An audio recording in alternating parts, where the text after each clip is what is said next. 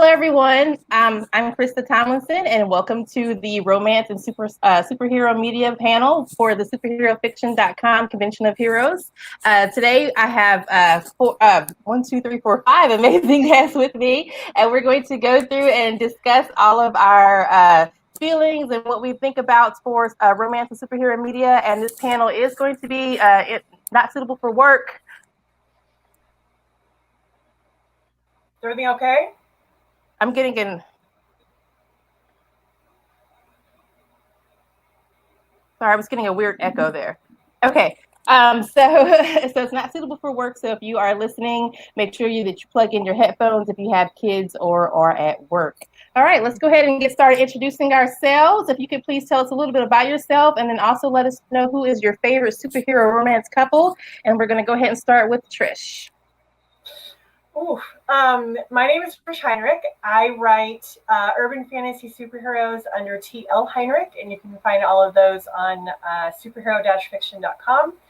And I am launching my first paranormal romance, superhero romance novel in August. That's Devil's Temptation, and you can find that on my website, which you can see with my name here, trishheinrich.com. My favorite couple, that is really hard. You put me on the spot. I wasn't prepared. Okay. I'm going to go with one that I had on my list for the one of the questions that you had, actually, but I'll probably have to go with Sarah Lance and Ava from Legends of Tomorrow. I absolutely adore them. They are an amazing couple. They had the whole enemies to lovers thing going from the beginning there, so I really like them. Yeah. Okay, awesome. Thank you. Okay, Samantha, please go ahead and tell us a little bit about yourself and what is your favorite superhero romance couple? So I am Samantha Bryant, and I write the Menopausal Superhero series for Falstaff Books.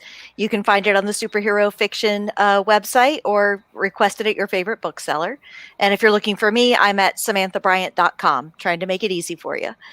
So far as a favorite couple, there are a lot, but one that I come back to a lot is Hawk Girl and Green Lantern John Stewart from the Justice League and Justice League Unlimited animated storyline. Nice. That was a really too. Yeah, it was really nicely complicated. You know, both they're getting together and they're getting apart and they're getting back together, and all the other people involved and mixed loyalties. There were so many things that really made it powerful, and those voice actors sold the connection between those characters. I totally believed it. Awesome. You picked a good one. All right. Thank you. Nancy, please tell us a little bit about yourself and who is your favorite superhero romance couple? Sure. My name is Nancy O'Toole. I write superhero fiction and fairy tale retellings. This includes the Red and Black series, which is all about a nerdy girl turned superhero that happens to fall for her nemesis. I'm also one of the hosts of the One for All podcast, which is about the anime My Hero Academia. And as far as my favorite superhero romance couple goes, that is a question that I stressed out a lot, and I'm just going to go with a recent favorite. Thanks to WandaVision earlier in the year, I'm a huge fan of Scarlet Witch and the Vision. Yay. They were amazing on that show. If you haven't checked it out on Disney Plus, please watch it. It was a great showing of their relationship. Yeah. Okay. All right. So now, of course, since we talked about WandaVision, I have to go to Sophia next with her amazing costume. So please tell us about yourself and who is your favorite couple. My name is Sophia Hahn. You can find me pretty much everywhere at Sophia Hahn Books. My first superhero romance novel is also coming out in August. You can find it on the Superhero Fiction website under the 99-cent sale this week only, so make sure you snag that. And I got to go with WandaVision, of course. That's definitely my current obsession, but my favorite superhero couple of all time would have to be Inuyasha and Kagome from Inuyasha. I know I mentioned that in the last panel, but all-time favorite. I don't think anyone can ever top them for me. Nice. Thank you. Okay, and Amanda, please tell us about yourself and who is your favorite superhero romance couple? All right. Hi, I am Manda Cherry, the ginger villain. I am here representing the evil side of things as per usual. I am a small press and traditionally published author of superhero stories as well as historical and contemporary urban fantasy. You can find my supervillain story at superherofiction.com. You can find all of my work via my website, thegingervillain.com, and wherever books are sold. Not to copy Nancy's homework or anything, but I will say that Scarlet Witch and the Vision are up there for me. And the way WandaVision fed us that romance just made it that much richer. But also the other side of that coin, I got to give a shout out to Harley and Ivy. Yes. Excellent choices, yay! And we have it represented there on the shirt. Nice. Awesome. Okay, thank you, everyone. All right, well, let's go ahead and get started with our questions. Our first one is: does romance in superhero media have meaning besides saving the love interest? So, is there anything else that romance brings to the table in superhero media? If so, how? And can you give us some examples? So let's go ahead and start with Sophia. Yeah, I mean, we see more and more nowadays, especially more focus, I think, on the superhero couples themselves. I think traditionally it was very much a one-sided, one person was a superhero or superhuman in some way, and the other person was just like a regular Joe Schmo and always had to be saved, or, you know, there was the issues of identity and whatnot. But I think more and more now that it's two superheroes who know each other, whether they're secret identities or just know each other through work, it's exploring a lot of that. How do they match up? How do they make a relationship work? I mean, you look at like Batman and Catwoman and that dynamic, and I think that's where a lot of stuff has been heading as far as media goes. That's true. That's true. I do like to see two superpowered people, because then, you know, it's a different dynamic than what you said with someone always being saved. Okay, Amanda, what do you think?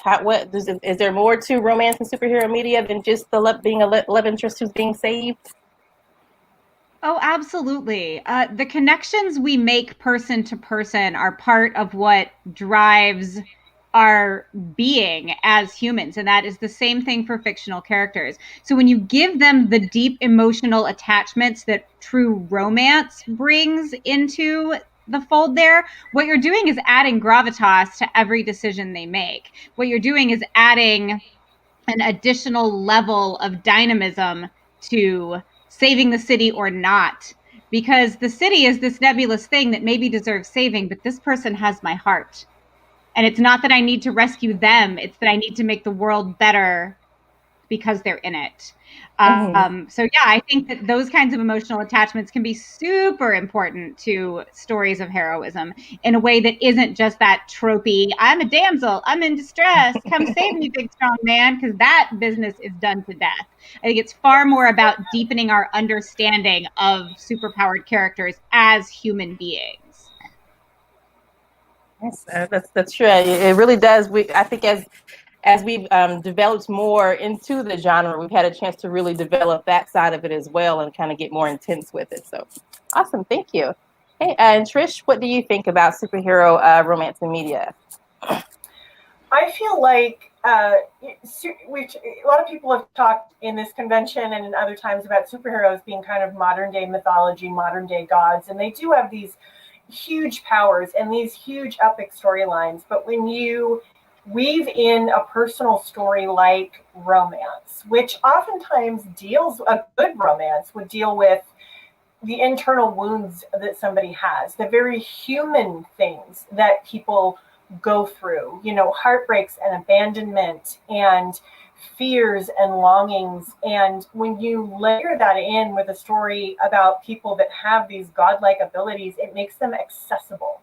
It brings it down to a more intimate level. And I'm not even just talking about sex. I'm talking about emotion. I'm talking about internal struggles, questions of morality, questions of what makes us human. And those things can be dealt with in really interesting ways with romance. So I feel like that is something that, beyond the scope of just the fact that I love kissing, you know, and storylines and ooh, they're so cute together. You know, that's the depth that I feel like romance can bring to you know, these superhero stories. Nice. Thank you. Thank you. Okay, and Samantha, what about you? What can superhero media, does romance have meaning in it today?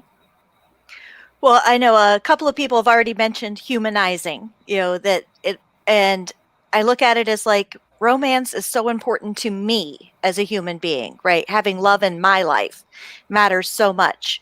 So how could it not matter to my characters? You know, whether they're with somebody or the fact that they're not with somebody is also a part of what's going on, like all the reasons that you've been hurt in the past and why you choose not to be in a relationship now, or why you're in the kind of relationship you are. It's all gives you so much fodder to reveal who these characters are as people. And especially when we're talking about like big godlike mythological characters who could easily just become so full of themselves and lose track of what really matters. You know, they need people in their lives who love them as individuals, who love them and who keep them grounded. You know, imagine what a douchebag Tony Stark would be if he didn't have Pepper, because he's a pretty big That's not douchebag hard to with imagine. Pepper. So imagine how bad it would be without her. Or you know, what a mess Hawkeye would be without Laura, right? Or you know, Mr. Incredible without Helen, Elastigirl, right? They, you know, they just they don't make it without each other. They keep each other focused on what really matters. That's a really good point. Yeah, just without Pepper, Tony Stark would just be way out there. So, so thank you. Exactly. Okay, and finally, Nancy, what do you think about love and trust in superhero media? What meaning does it bring to the table? Sure. I definitely agree with what has been said so far about like the humanizing aspect and deeper meaning. And I've noticed that as a consumer of superhero media, like with comics and movies and such, when they choose to circle around and still tell, you know, a romance story that is mainly focused on saving the love interest, like those are when those relationships just fall flat for me. Like far too often in those situations, like the hero is this vibrant, active character, while the love interest is like a more passive character who may be interesting on paper, but rarely gets, you know, their own time to shine. And then you add in the factor that the hero is usually male and then the love interest is usually female. And these moments are often more about reinforcing like potentially harmful traditional heteronormative gender roles. And I just don't like that. I much prefer when we have storylines that, you know, explore richer, more complicated relationships, like the ones that we've mentioned so far, like WandaVision, Batman and Catwoman, Poison Ivy and Harley Quinn, and those tend to be the more satisfying ones to me. Okay, thank you. Okay, well, that kind of takes us into our next question. So, what has been your favorite depiction of a superhero romance across all media? So, not just the couple, but just seeing them, and that can be in whether it's the comic book or in a movie or in a cartoon or animation. And what has been your least favorite? So, Amanda, let's go ahead and start with you this time. Oh my. My very favorite is actually, y'all go right ahead and laugh at me if you want to, is Mr. Incredible and Elastigirl. Seeing them in two movies. I saw the first Incredibles movie with my now husband on what we now call our first date. But we weren't really together yet. And then the second Incredibles movie was actually our son's first movie in a cinema. So, because we optimize for cute in this house. So I really love seeing two heroes who are both equally powerful, but in very different ways, able to work together, support one another, live this like super normal married life, get through the humdrum with each other, as well as the excitement with each other. And then nowadays, I mean, I don't know, post pandemonium, but for a while there, you could go to Disneyland and see them holding hands. Like Aww. right there in person, they'll take a picture with your kid. And yeah, I love the way that they were given that super pedestrian, everyday husband, wife. This marriage looks a lot like your marriage, except for the part the one guy has super strength and the lady can stretch to all ends of the earth. So I loved the just quaint domesticity of their everyday interactions. And I also love like that their baby has all sorts of weird powers and they're just like, they're into it. Yeah, kid. I wish every parent could be that supportive of whatever strange thing their children get into. Right. And most children are that kind of terrifying at one moment or another. What is your least favorite? Do you have a least favorite depiction of a superhero romance couple? Ooh. I don't know. There have been some iterations of Batman and Catwoman that feel icky and wrong and predatory, going both directions. But I don't really think I have an overall least favorite. I think every superhero romance that I have exposed myself to that has been done wrong at some point has been done right in other places and other times. I think that's one of the good and bad things about the more mainstream superheroes is they're getting rebooted left and right and all the time. And here's a comic and here's a cartoon and there's a live action movie. And oh, forget that live action movie. We want to pay attention to this live action movie now. And so I feel like they keep correcting themselves. Yeah. If you don't like it, just wait a minute. We'll give you something else. Right? Wait a minute. We'll do something different. Okay, thank you. And Sophia, what about you? Do you have a favorite depiction of a superhero romance and a least favorite? All right, so obviously I got to do the plug. The way they represented Wanda and the Vision, specifically in the MCU, for what little they were in the movies, I think they did a phenomenal job of building the relationship. And then WandaVision itself, the show, just blew it out of the water. I think it was just beautiful.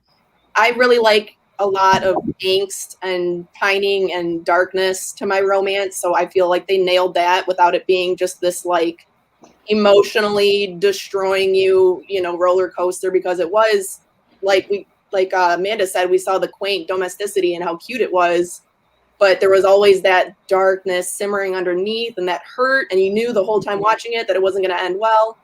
I just love that. I love tragic romance.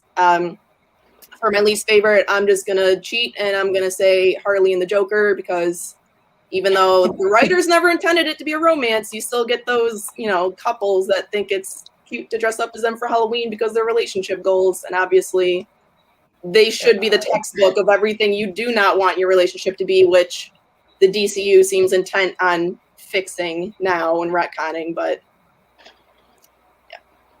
yeah, that was good. Okay, awesome, good. Thank you. Okay, Nancy, what about you? Do you have a favorite depiction of a superhero romance and a least favorite? Again, it's hard to pick a favorite, but one that I noticed that I tend to circle back to a lot, and it's going to sound a little crazy because I feel like on paper it's not necessarily my type of couple, but I think they did a really good job in the first Deadpool movie, actually, with Wade Wilson and Vanessa. And the reason why I think they did so well is they did the work.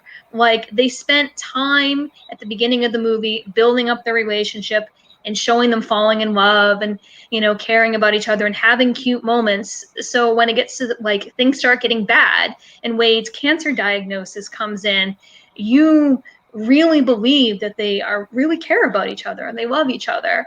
And then you add in some of those Beauty and the Beast elements later on in the movie, which I admittedly always love. Those are always my type of stories. And I was just completely on board. And it made me overlook sort of more damsel in distress type moments at the end of the movie, because I felt like I bought that they cared about each other.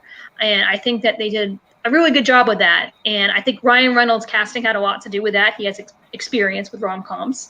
But yeah, I really like that one.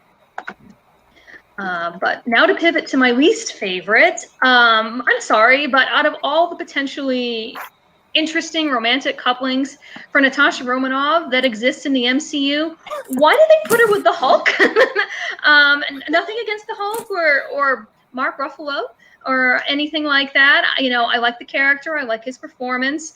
But I exited that first Avengers movie really jazzed for her to get together with Hawkeye. I know a lot of people wanted to see her get together with, the Steve Rogers version of Captain America, which I was less big on, but I could see where that one came from. I do not see where that particular pairing came from with her and the Hulk. And I feel like it really dragged the movie down. Yeah, it was completely out of left field. Go ahead. If I could bump in on the back of that one, that is my absolute least favorite as well. Yeah. And I think part of it was that yucky King Kong vibe they were doing. Yeah. I've always really hated that, it was beauty killed the beast kind of thing. And then Joss got all his issues all over it, so it got all Jossy in the worst possible way. With the whole like, she's a monster because she can't have a baby. That is always gross me out. If there's ever been a woman hero character who had no interest in being anybody's mother, it was Natasha. So take that shit and shove it under the pile where it belongs. That was just no. Yeah. And there was no chemistry for them on screen the whole time anyway. So. Yeah, no chemistry for them on screen. And in a movie series that, has something happen in movie 8 that got started in movie 1, we started that relationship 2 seconds before we ended it. Yeah. Completely abandoned. They yeeted Hulk to space, and then it's like, oh, you're back. Stop. See you never. Yeah. Right. Yeah. Yeah. It's at a moment, but that's been spread. I was already kind of done with Joss Whedon by then, but that was the last nail in his coffin. I'm like, dude. Yeah, that was a mess. I think when I first was watching movies, I didn't even realize they were supposed to be in a relationship, and I was like, wait a minute, what was happening there? So I mean, it was just that was a mess, and I'm glad that they kind of just let it drop. So, but since we're already there, what's your go ahead and tell us your favorite superhero romantic fiction. So I gave you my main favorite already at the beginning with Hawk Girl and Green Lantern, John Stewart Green Lantern, but so one of the things I love about it is how they let it be complicated. And I love the part of that story thread that's like your birth family and the loyalties that you have from your past compared to your chosen family and the loyalties you have now. And they just made great use of that.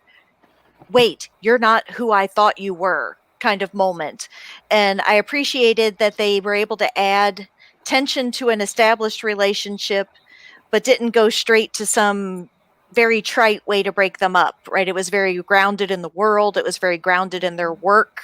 And so it felt more real to me than a lot of others have, which is funny since they're animated. So arguably they're even less real, but it was still the most real one. And then another one I really love is it's debatable whether we want to count it as superhero. Did you guys see The Old Guard? Yes. Yeah. So it's kind of more of an immortals story than a superhero story per se. But I really loved Joe and Nikki in that one for just their absolute joy in having found each other. Mm-hmm. And I think that's something you don't get to see enough is couples that are allowed to be happy in each other. For longer than a minute or two before we fridge one of them or put one of them in danger or whatever it is we're going to do this week. Yeah. So their joy in each other was a delight. Yeah, I was definitely rooting for them to make it through. So it was nice to see them, and I just watched that recently, like maybe about 2 months ago. So it's still fresh. How much I enjoyed seeing them on screen. Okay, and Trish, go ahead and let us know your favorite depiction and least favorite depiction of a superhero romance. So I'm actually really surprised no one mentioned this because I had it on my list. I'm like, and I had several others, so I was like, someone's going to choose this. And Remy's giving me crap in the YouTube chat for not saying this right at the beginning. Oliver Queen and Felicity Smoke. So I realize that Felicity is not canon. I don't care. I know Oliver's supposed to get together with Black Canary. Thank God he didn't because there was no chemistry between those two actors. I love Felicity. Felicity is a dork. She's a nerd. She's the girl with the glasses who has no fight skills. She kicks ass on a keyboard. Her skills are intelligence. She's a quick thinker. She thinks on her feet.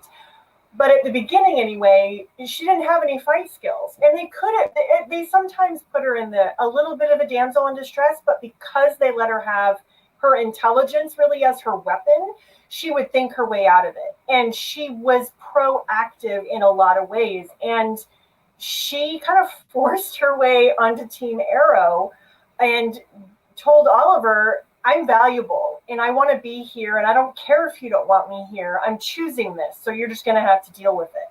And he did. And I feel like their relationship, and they did some things with it in later seasons that I was like, really? You can't just let them be a married couple?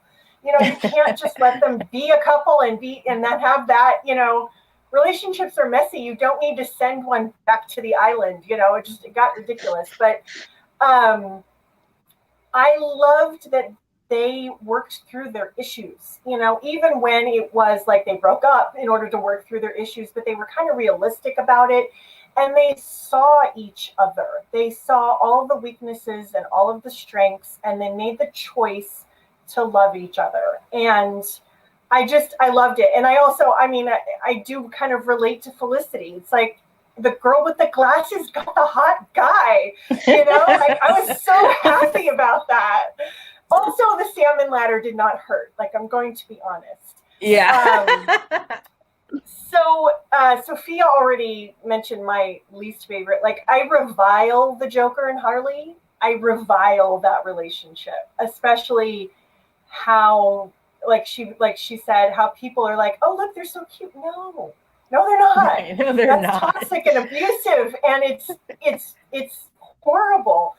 But another one that I don't especially like, going back to Legends, and it's probably because I just don't like his character, is the character of Steel on that show. He's been with Hawk Girl and he's been with Vixen, and I'm like, every time they put him with somebody, I just gag. I'm like, he is boring. He's a man-child, and not in the way that Ray Palmer was a man-child, which was way more attractive. Just please, people, stop putting anybody with Steel. He's not a love interest I want to see with anybody. It feels like he doesn't contribute anything to the relationship, and I just don't like him as a character with anybody. So that's mine. So That's if fair. I can add one more. I thought of another one that I might hate even more than I hate Natasha and Bruce together, is in the second Wonder Woman movie, what they did with Steve and Diana. Because for me, I really loved the arc they gave them in the first movie, but I never thought that it was supposed to be some life-changing, love of my life experience for her. I just didn't see it as that deep. I saw it as this was the guy I was on this adventure with, and I am sad he is gone. But I don't buy for a second that she just pined away for 40 years for some guy and then was okay with the weird consent issue ridden way that they brought him back. So yeah, that was yucky on so many fronts, and just goes to show that just because you are a great woman director does not mean you should write and direct. I actually noped out of that whole movie based on that. I have not seen Wonder Woman 84. I have bought clothing based on it. I love everything about the Wonder Woman 1980s aesthetic, but I have not yet watched that movie because I am not emotionally prepared to hate it as much as I know I'm going to hate that bit of it. So I have noped out of that whole movie thus far because of that. So I would say you made a good choice. And I've heard that complaint from several people. What's the guy's name who plays the bad guy in that one? I'm sorry, I'm slipping. Pedro Pascal. Right. Mm-hmm. Okay. So we know that man can play a father because we've seen him be amazing without even having a face in The Mandalorian. And that was the least believable father-child relationship I've seen since the Flintstones. Okay. Sorry, that comparison cracks me up. All right. Okay. Well, since we're talking about movies, we'll go ahead and move on to the Superman movies. So recently, Gail Simone mentioned in a tweet thread that Superman is best as a romantic hero and that a movie focused on his relationship with Lois Lane would do well. What are your thoughts on that? Could a Superman and Lois romance-driven movie be successful? So instead of, the whole action and we're fighting, Darkseid or Batman or whoever, just more focused on Lois Lane. And would it be able to have wide box office appeal? So let's go ahead and start with Amanda for this one. Yes, absolutely. One of the things, and I'm usually the first one to take it to Superman on a panel like this. I love that Superman has all of this superhuman power, but Lois tends to have all the emotional and relational power. Lois tends to be driving the bus of their relationship. And Superman, no matter how fast, no matter how strong, no matter how resilient, he has to follow her lead. And I think that's delicious. I love that. I love that when the not superpowered person is the more powerful person in the room when the romantic tension gets lit.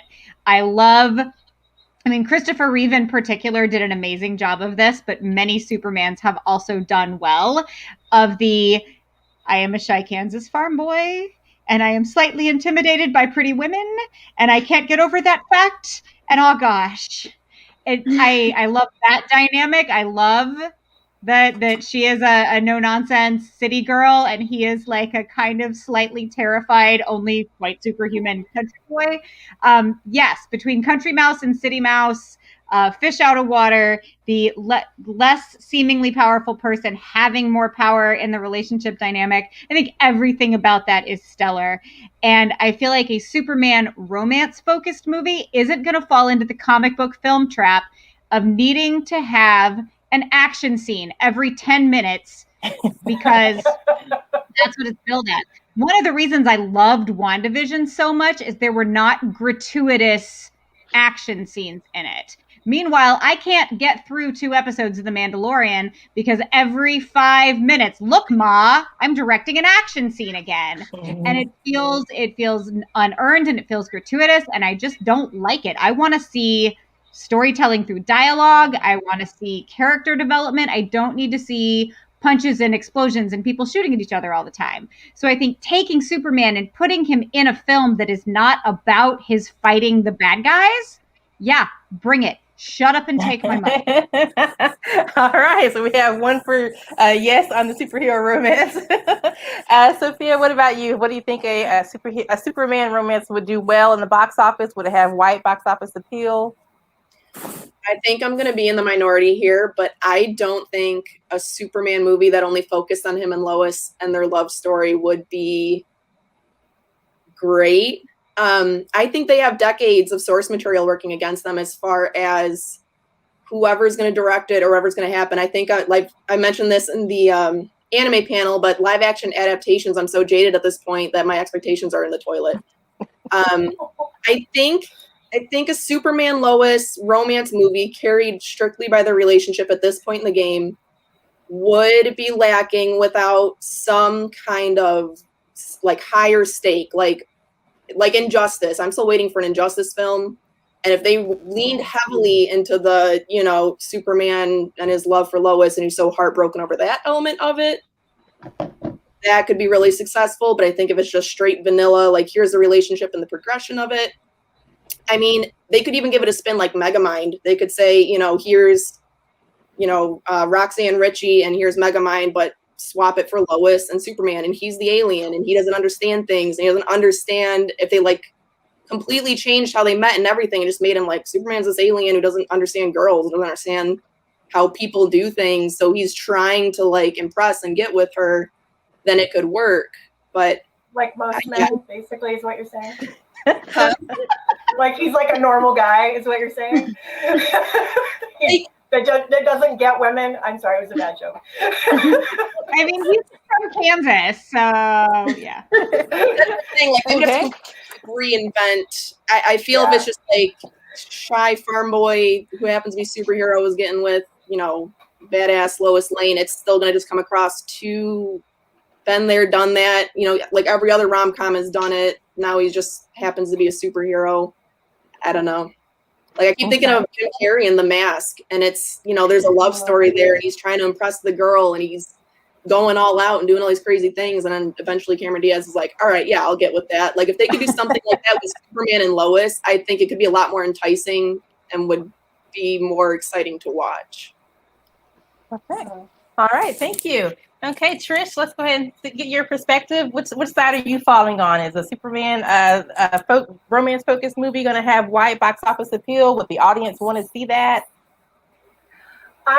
So when I saw this question, the first thing I thought of was, but we have seen that, because in my opinion, the first two Christopher Reeve Superman films were very much that, especially the second one. You have this long stretch in the middle of the second movie that's all romance. Mm-hmm. It's him and Lois, and yes, and it's a cool trope. I love the trope, like the fake relationship. So they went ahead and gave them the fake relationship trope. They're at Niagara Falls. You know, they're sharing this god-awful Pepto-Bismol pink hotel room on, the falls. And the truth ends up coming out. And then he takes her to the Fortress of Solitude, and he flies all over the world to get her breakfast. And she's wearing, like, this really cool, like, I don't know if it's a Kryptonian negligee, but that's my kid brain said it was, so that's what it is now. And he gives up everything for her. He becomes human for her because he loves her. And to me, that second movie, the reason I love it more than the first, and I loved the first, is because the romance to me drives that plot. Everything he does in that movie is for her. And when he makes that sacrifice at the end to get his powers back, knowing that he can't be with her, it is a tragic moment for both of them. It is the tragedy of that movie that he loses. Like, you could say, as a romance, since I feel like it's a romance film, he loses. There isn't a happy ending. So he may have beat Zod and Zod's buddies, but in all reality, Superman didn't win. He lost. He lost the most important thing. So for me, and actually that movie had a huge amount of box office appeal. And then I also think of Smallville, and for all of it, I can make fun of Smallville till the cows come home. I loved that show. And that show was completely driven by angst. That might as well have been called Angsty Superman. Like that all 7 seasons were angst. Whether it was Lana or Lois, it didn't matter. And people loved it. For all that, again, fans always make fun of it, but there's always a lot of fans that always point to it and say, oh my God, I love that show. That was my entry into Superman, or that was my, entry into superheroes. And also, if you love the Arrowverse, you need to thank the producers of Smallville, because without that show, you wouldn't have gotten the Arrowverse. So I feel like we've seen some great and very successful representations already of an emotional, romantic-driven kind of superhero narrative. And I think there's always room to put a different spin on it, do something different, like what Sophia was talking about. Let's shake it up a little bit. Let's make him a little weirder, a little awkward in a different way. But yeah, I mean, we've seen it successful. I think doing something else with it now would be even better. That's true. Yeah, I think that going back to those style of movies instead of what we've kind of had recently might be just kind of a refreshing of it. So, okay. And Samantha, what about you? What do you think? Would a Superman romance-driven movie be successful? Would the audiences be down with that, or would they want to stick with the action go boom movies? I think a lot would just depend on where they went with it, because it could be good, or it could be really trite and just feel like everything that we've already seen. I'm thinking I was a fan of Lois and Clark when it was on, even though it doesn't hold up that great for me on a rewatch.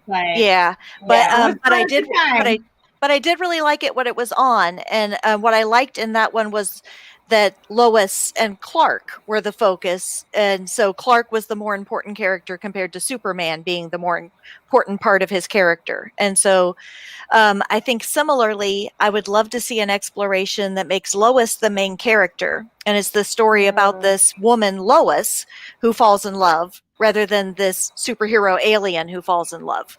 Any romance story, unless it's truly like a each partner has one chapter and the next chapter, it tends to be one or the other person's story a little more, right? Either we're reading the story of person A falling in love, or we're reading the story of person B falling in love, and the other character is usually less fully developed. And in this case, I would really love to see one that focuses on Lois and makes Superman / Clark a minor character in her bigger story. I think that could be very interesting. Yeah, that would be interesting. I would like to see that. Yeah, Gwenda Bond, I think, has played with it a little in that young adult series that she's been writing with Lois as the focus. Yeah. That's a great series. I read that. That is such a good I think I've only read one of the books, but I loved it.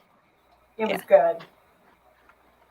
Hey, and Nancy, what about you? What do you think? What a Superman movie that's driven by romance work? What the audiences care for it?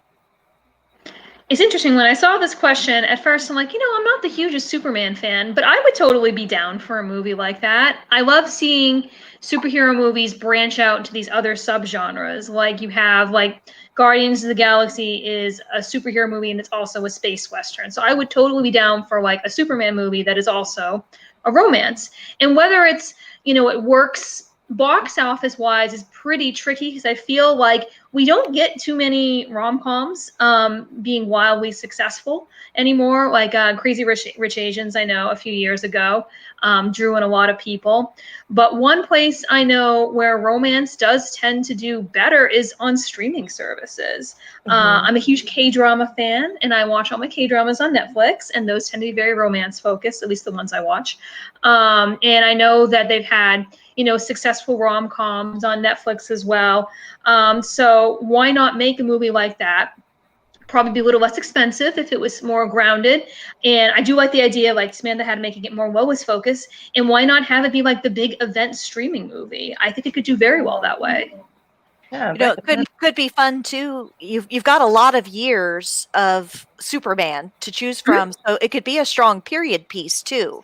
Yeah. We could really set it in the 1930s or the 1950s, and really take advantage of some of that to make it interesting too. I could see that it's doing well on the streaming service. That could be something that Twitter could really go to town with. Right. Okay. All right. So speaking of the movies, I saw a really great article, and I couldn't find it to bring it up again. But we talk about how superhero movies today don't really have a lot of steam and spice to them. So even when they do have the couples on screen, we get this one little measly kiss between Steve and Sharon. So what I'm looking to know from you all is, can superhero films start including a little steam and spice? Or has the way the genre been developed restricted them to remaining PG when it comes to romance? Are they kind of set in stone with that? They've kind of, set where they could go. And would audiences be receptive to a higher heat level superhero movie, excuse me. So Sophia, let's go ahead and start with you on this one. A resounding yes. They should start adding more steam and spice. And I think if Deadpool hasn't shown that by now, nothing will. I know someone mentioned earlier, that relationship building in the beginning really made you fall in love and feel the love between the characters. And I mean, why not? Why are we not moving more towards, it doesn't have to be rated R just for more gore. Let's just get more lovey-dovey in there. I mean, I can't even think of any other ones. That's how much it's lacking. But I know a lot of it in Deadpool, I'll admit, kind of used it as a joke. But I almost feel like that makes it even more reasonable that more superhero movies can have more spice, because Deadpool kind of pushed the boundaries all the way. They were like, listen, we're going to show everything, that infamous Happy International Women's Day scene. Oh my God. Then we can take it a few steps back from the ledge and, put the love behind it, or even lust. Why not? Okay. All right. And Amanda, what about you? Do you think an audience would want to see a little more high heat in their movies, or do they want to keep them PG? I certainly think that a portion of the audience would be very, very receptive to more heat, more romance, more kissing, more whatever. But I think the problem is misogyny. I think the problem is someone decided comic book movies are for boys and kissing movies are for girls. And we can't put kissing in the comic book movie because then the boys won't buy tickets. And I think with Deadpool and with some of the great successes of these superhero properties on streaming platforms now, the world of Hollywood, the people who make the decisions as to where to put the money to produce these things, are, I think, finally starting to get the message that A, boys like sex and kissing, and B, girls like comic books, and C, boys, girls, non-binary persons, agender persons, gender fluid persons, all kinds of persons buy tickets to things and subscribe to streaming services. So I think it just is taking an evolution in thinking way up the chain of production to realize that things that are stereotypically boy things and things that are stereotypically girl things are really just two sides of the human things coin, and that you can have both. You don't have to pick one or the other in order to have a good film. You can have Hulk smash and banging in the same film, and it's not going to ruin it for anybody. And if it does, the heck with them. My mind went to a very dirty place with Hulk smash. I was like, would that apply to the clitoris? No, you wouldn't want that there. That's not a good thing for smashing, Trish. Please don't. Yeah, please don't. Smash That's painful. I'm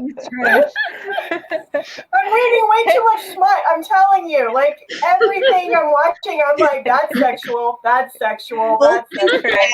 But he can also and gently caress. Why can't we have? Yes.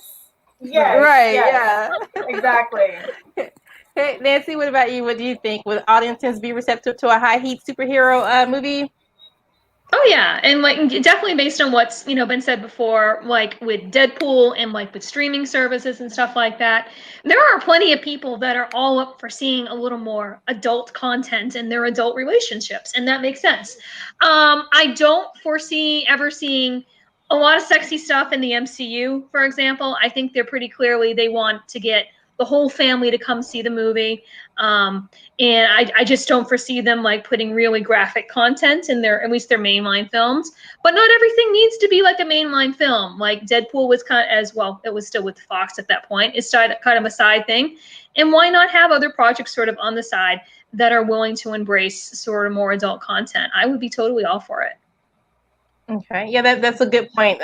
They seem to have really, this is our family friendly. Violence is okay, but we're not going to really go anywhere else with that. But if they could, maybe on their TV, I think the TV series that they had on Netflix maybe got like a little more. I didn't watch all of them, but I know on some of Jessica Jones, I think they got a little steamier there. So that might be an option for them.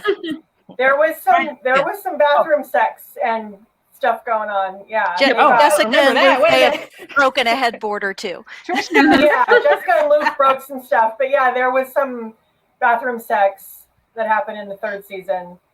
Okay. So yeah, no, definitely. They got a little darker there. Okay, well, since we're already talking, Trish, go ahead. And what do you think overall, though, with the mainstream movies be able to bring any more heat? Can we get more than a one mealy mouth kiss between Steve and Sharon? First of all, I probably should have said that was my least favorite because I was like, ew. Like when they did that, I was like, no. I was like, Bucky's right there, man. He's right there. He's watching you cheat on him. Oh my gosh. It wasn't just me. No, I want them to kiss so bad. Okay, sorry. I went back and forth on this because I thought about Deadpool as well because it was rated R and it was like so not for kids. And then I remember the backlash about I can't bring my kids to Deadpool. Well, no shit. Have you guys ever even seen a Deadpool comic? But what I was thinking is like streaming services. I mean, Nancy, I think it was you that brought up the Netflix Marvel shows. They were a lot darker and grittier than the movies, in my opinion, especially Jessica Jones. And I think that if we're going to bring any kind of steam and spice into it, and also LGBTQ representation, I think it's going to be through platforms like Netflix, HBO, and those kinds of places. I mean, I didn't watch The Boys. I refuse. But from what I understand, that really pushed the envelope in a lot of ways and did things that we probably will not see in the MCU. So I think if it's going to happen, it'll have to be on those platforms. And unfortunately, I kind of think it's probably going to stay there. You might have your every once in a while outlier like a Deadpool movie or something like that, but I don't really see it spreading to a lot of the other films in either of the franchises, unfortunately. Because yeah, I'm with Trish on that one, that I don't think that they're willing to take the really big iconic characters and explore in that way with them. Like, you're not going to see Superman that way. You're not going to see Captain America that way. But you can see characters that are less widely known and have less of a depth of history with the wider viewership, and only the comic book nerds know deeply. We can play a little bit more with those, like the cast of Watchmen. Yeah, exactly who you're describing. Yeah. Okay. But I never really bought that these physically amazing people who can do physically amazing things and are in high pressure, we survived this together situations, don't hook up. It's like in other action movie kind of things, that happens all the time, that the character survives something and they fall into bed together. And we don't let that happen with superhero characters. And that's just bull. Like, I mean, if anything, it would happen more often. Yeah. Puritanism. Yeah. And then you've got some of the stuff they can do has a lot of sexual possibilities. Gravity maybe doesn't matter. How heavy somebody is doesn't matter. Or like on Invincible of all things, which is another animated show, but definitely not one for children. On Invincible, we had Duplicate and Rex. And Duplicate's power is she can make multiple versions of herself. So you can imagine what kind of sex scene we kind of saw on that. I mean, they suggested it more than showed it. Like you walked in kind of at the end and went, oh, several of those Kates are naked. But yeah, given the physicality and the high stakes of their jobs and just the amazing things that they can do with their bodies, they're going to be using their bodies.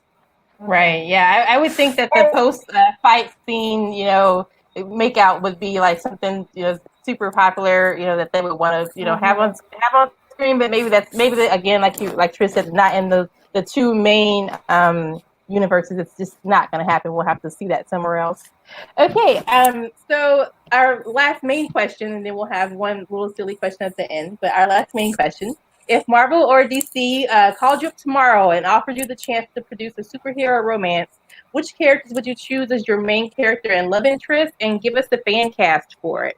So let's see. Let's have Amanda go first on this one. Who would you want to be who would you pick? Oh, that's hard. I would probably head over to an Emma Frost movie. Oh, nice. And yeah, I don't know who I'd get to play her, but I would probably start there. And who's going to be your love interest? Are you going with Scott or?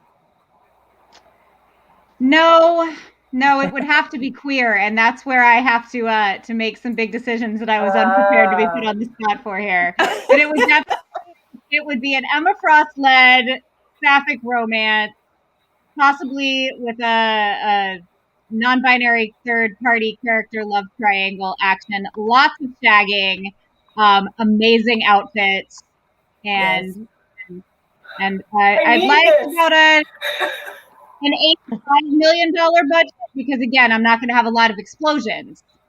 Right. So I could do 400 million, y'all. I'm just saying. And I would bring Seanan McGuire in to co-write it with me, because I need Seanan's Emma Frost in my life more than pretty much anything.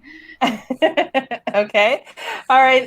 Nancy, who would you choose to write your superhero romance movie about? And if you can think of any actors you would want to be fan cast for that? So a little while back, I'm kind of cheating here. I'm stealing someone else's idea. So I saw a fan casting for a New Gods movie that cast Oscar Isaac as Mr. Miracle and Gwendolyn Christie as Big Barda. And that casting is just so perfect. I can't get past it. And I might be saying this as someone that is currently in deep mourning over the New Gods movie that will never be, that was supposed to be directed by Ava DuVernay and had Tom King as the writer, and that was very recently canceled, and I'm very upset about that. But I would love to see that. I would love to see something that sort of captures his run on Mr. Miracle, that had those sort of epic, larger than life, huge scale action scenes, but also the really personal, grounded relationship material that existed between those two characters. And whenever I talk about it, I just get angry again that it has been canceled. So yeah. Yeah, it was disappointing, but they are an amazing couple. They're very cute together on page. I know. Okay, and Sophia, who would you choose to be in your superhero romance movie, and who would you fan cast as the main characters?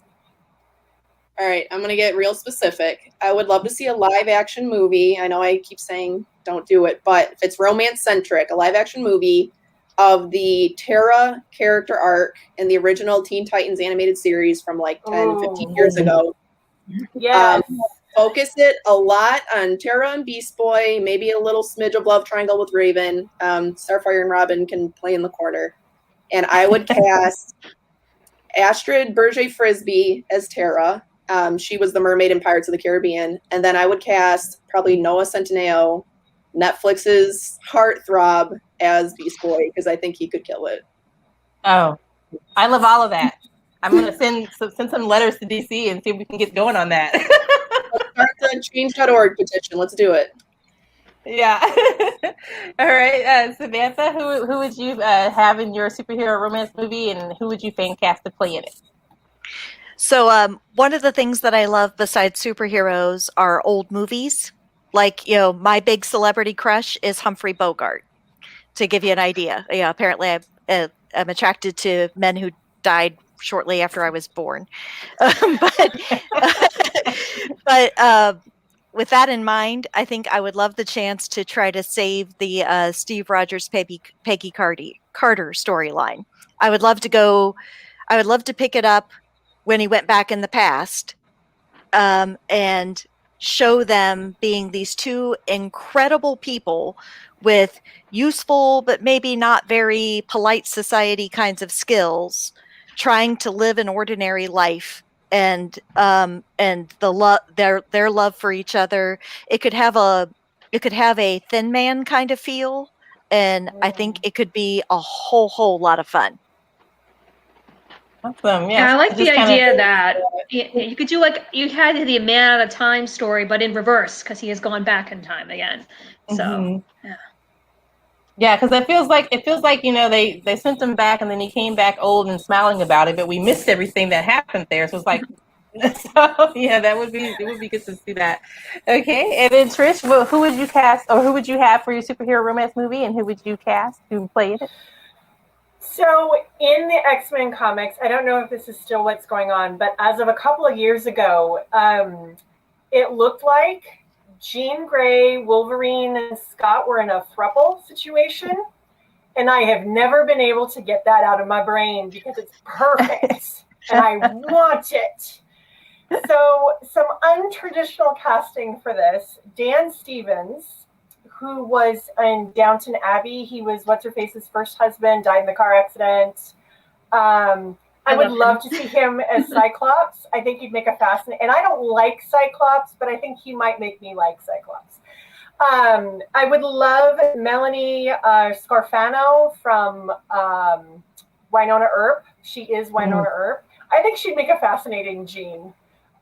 She's saucy, and she takes no shit from anybody, and I love her. And so for something very, very different on Wolverine, Diego Luna, I think, would make the most fascinating Wolverine. And those three together, as the three of them in a relationship together, I think I can't get it out of my head now. It's what I want. So somebody please make this movie. I would pay to see that. I would pay to see that, whether it's on streaming or in a theater. I'll throw my mask on and we can go watch that. All right. I will say that over here in the comments, I have people going, "Say Kitty Pride, Kitty Pride," Kitty Pride. and you know what? Yeah, okay. Yeah. I will take that suggestion. I will. Yes, Kitty Pride. Okay. That absolutely works. I would definitely watch Emma and Kitty Pride. Emma Frost and Kitty Pride. And oh my God, the outfits! I do need more than 100 million because I've got to have like Prada shoes in every scene. Yeah. So yes, please. Okay, well, we are running out of time. So for our final question, I'm going to go ahead and address the elephant that blew up the Twitter room, where we had this whole issue about what Batman does and does not do with his tongue. Does he go downtown or not? Is the Batcave the only thing he's going down for? Or is Catwoman a very satisfied villainess? What is happening here? So I want to know from all of you, do you think Batman goes down or does he not? And give us another superhero who you think goes down and one who absolutely does not do it. Superhero, superheroine, it doesn't matter, either one. Let's go ahead and start with Nancy. It's funny when this whole thing blew up. I'm like, this is when like superheroes really like hit the mainstream. It's when they do something ridiculous like this. Like, I'm sorry, but one of the appeals of Batman is that he's super proficient in all of these various skills. So in my opinion, not only does he do that, but he is great at it. So it is just so odd that people would have an issue with the idea of him doing that. And as for the, I think I'm going to need to revise my answer for this one, because I put down for my answer for a superhero who does do that, I put down Wolverine, and then for a superhero who doesn't do that, I put down Cyclops because I thought that he was just too uptight. But maybe according to Trish, he's really evolved since I stopped reading X-Men. So I don't even know anymore. Yeah, he's going to try it, hopefully. Proficient. I love that answer.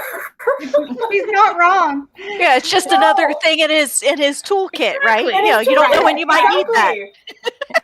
He went to work. All sorts of gadgets on that utility belt.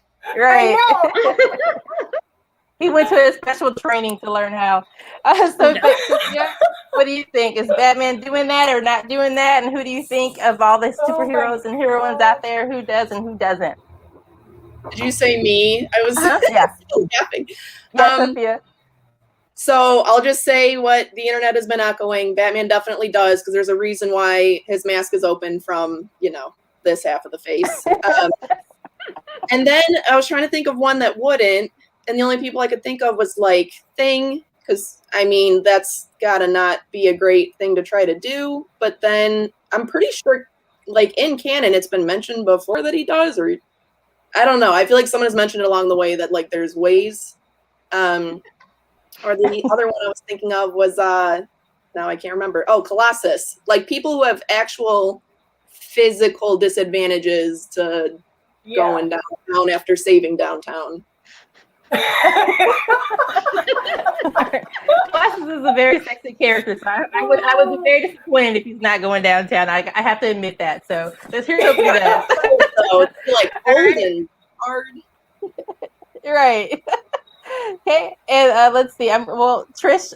Okay, you're back. Trish, what about you? Is Batman doing that, or is he not doing that? And what other heroes are and are not? Catwoman wouldn't be dating him if he didn't. Let's be honest. Girls got standards. So, can everybody hear me? I feel like I'm paused. Okay. Mm-hmm. Also, I think Nightwing does it, and not just because he's my fictional comic book crush. Nightwing strikes me as the kind that makes his woman happy, like totally. But the guy that I think is probably far too self-involved to do it is Mr. Fantastic. I cannot stand Mr. Fantastic. So I don't think the Invisible Woman is very happy in that relationship. I could see that. Yeah. Now that you mentioned it, yeah, I think that would be my number one choice too. Now that you mentioned it, brought him up. So. He's probably a very selfish lover. He's like, okay, I have 10 minutes. Like, we're just gonna get this knocked out, and it's just like he's like reading the screen over her shoulder, trying to see. He's like, exactly. He's calculating formulas. He's definitely not doing the alphabet, if you know what I mean. Yeah, no. All right, Samantha, what about you? Does Batman do that? Does he not do that? And which superheroes are and are not doing that as well? Well, thanks to Nancy's persuasive reasons, I am persuaded that Batman does that. Okay. Definitely, that should be in his toolkit along with all of his other skills. You just never know when you might need to seduce someone as part of the job. But for my two, I picked Wolverine. I think he's a giver. He doesn't get enough credit for what a giver he is, and probably not Thor because he would kneel for no one. Yes, Guardians don't have orgies. True. But when you imagine Thor participating in those orgies, is he the giver? Fair point. I mean, but there are other or is he just throwing another mug and yelling for more? Maybe first movie Thor, but hopefully he would have evolved past that, and maybe by we get to the point of the final ones, maybe he's kind of learned some new tricks. Maybe he's learned some new tricks on that spaceship out there. I don't know. Maybe he has. Yeah, he'll be hanging out with Star-Lord and Groot and everybody. So there's some hope. Now I need this conversation between Loki and Thor, where Loki is telling Thor everything he's doing wrong, not pleasing Jane. Yeah, I was gonna say that's why Jane left him. She's like, hello. Like he might be a god, but yeah, but you're missing a key component here. Yeah. All right, and Amanda, go ahead. What about you? Does Batman do that? Oh yeah. Batman does that. Captain America does that well. Iron Man even does that sometimes, although he is a bit selfish. Really, the only and I get your Thor argument, but I feel like I sort of agree with the Asgard orgy angle there, though. I feel like Thor gives if he's also getting. I think Thor is egalitarian in that way, and plus I have no way in which I can picture Thor not able to do that because that Hemsworth is my Chris. But honestly, the one character in all of superhero fiction that I am 100% sure does not is the Joker. And fuck that guy. I would not trust him way to do too that. Selfish. And also, I don't want. No, the Joker does not do that. He would not do that because he is just too selfish and terrible. And he can himself in that case. Yeah, I wouldn't trust Joker in that situation. There's just no way. Okay. All right. Well, we are officially out of time, so we're going to go ahead and wrap it up. Thank you, everyone, for joining us. If we could just go ahead around one more time, and please just let us know where we can find you and your work online, and your what was your latest published book, if you have one, or what's going to be coming out for you soon if you have an upcoming release. So we'll go ahead and start with Trish. So I'm Trish Heinrich, excuse me, with a frog in my throat. I publish urban fantasy superheroes under T.L. Heinrich, and my first superhero romance book, Devil's Temptation, is coming out on August the 24th. You can find the pre-order link on my website, which is right here by my name, trishheinrich.com. And you can also find my urban fantasy superhero books at superherofiction.com. And I forgot to mention this beforehand, but I'm one of the co-hosts of the Geekorama podcast, which comes out every other week. And you can also find that on superherofiction.com. Thank you. All right, Samantha, where can we find you, and what is your latest or upcoming superhero work? So I'm Samantha Bryant, and you can find me at samanthabryant.com. This one is the most recent release in the menopausal superhero series, Agents of Change. It collects all of the novellas and short stories into one volume and includes a second chance romance for Jessica, for anybody who's a fan of Jessica. And then later this year, I don't have the exact publication date yet because they haven't straightened out the publication schedule, but the fourth of the novels will be out before the end of 2021. It will be called Be the Change. Thank you. Okay. Nancy, where can we find you online, and what is your most recent or upcoming published work? Okay. Again, my name is Nancy O'Toole. You can find me online at nancyotoole.wordpress.com, and I have all my links to my social media there as well. My most recent book in the Red and Black series is Past and Future, which is a time travel story. So yeah. Awesome, thank you. Hey, Sophia of the lovely, lovely Wanda costume. Where can we find you online, and what is your upcoming work? So you can find me everywhere under Sophia Han Books, SophiaHanBooks.com, Instagram, Sophia Han Books. It's like my two big ones. My first superhero romance is coming out August 1st. It's called Always Have, Always Will. Yes, that is an Ace of Base reference. You can pre-order it for 99 cents this week. It's on Amazon, but the link for it is on the Superhero Fiction website under the 99-cent sale. And it is a second chance, love spell gone wrong, just hot mess of superhero action. So hope y'all enjoy. Awesome. And Amanda, where can we find you online, and what is your most recent or upcoming work?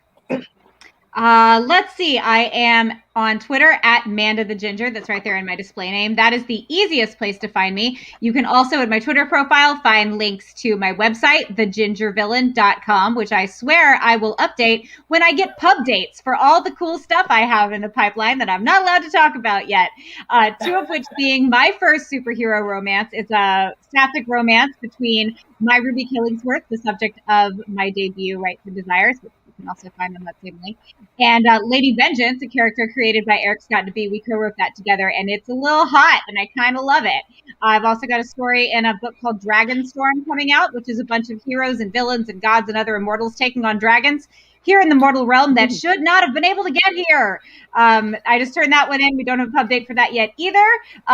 You self-published people are very lucky because you know when your books are coming out. And I don't know that information. Either way, I will continue to update my website. Follow me on Twitter. I'm also on Facebook, facebook.com/thegingervillain, but I sometimes forget that's there. So don't count on that for all of your updates. All right, thank you. And I am Krista Tomlinson. I write superhero romance. My first superhero romance, Blaze, is available on Amazon and Kindle Unlimited, and also in paperback. And I'm most often on Twitter at Krista T Romance. If you want to hang out with me, that's where you will find me. Thank you all again for joining me. Thank you, panelists. I really appreciate you hanging out with me tonight. And thank you to everyone who tuned in. I hope you had a good time. Thank you. And please make sure you tune in tomorrow and Friday for the last few of our panels. And we hope you enjoyed our convention. Thank you. Bye. Bye.